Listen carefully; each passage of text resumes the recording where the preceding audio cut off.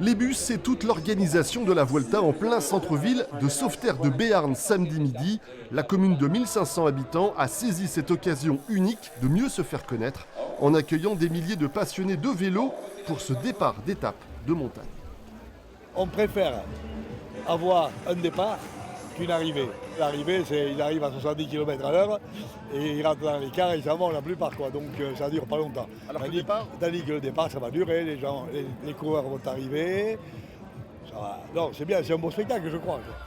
D'autant que l'enfant du pays, Cyril Barth, fait partie du peloton cette année au sein d'une équipe espagnole. En début d'année, quand on nous a dit la Vuelta va démarrer à Sauveterre, on était tous excités, mais alors quand on a su que Cyril allait dans une équipe espagnole et que le jour où il a été sélectionné pour la Vuelta, mais là c'était l'euphorie. À 27 ans, le rouleur français est bien conscient qu'il a la chance de vivre un moment rare dans une carrière, un départ de grand tour à la maison. Il y a bien sûr beaucoup de monde, toute ma famille, mes amis, tous les gens qui m'aident, qui m'ont aidé depuis tout petit, donc c'est vraiment une journée exceptionnelle de les voir tous m'aider. C'est grâce à eux si aujourd'hui je peux prendre le départ d'une des plus grandes courses mondiales du cyclisme.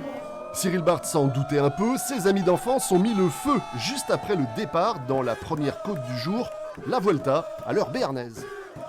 C'est l'enfant du village, quoi, c'est le gars du coin, là, et tous ses potes, là, voilà, vous avez tous ses potes là-bas, tous les jeunes. On peut pas faire mieux, quoi, on peut faire mieux pour lui, quoi.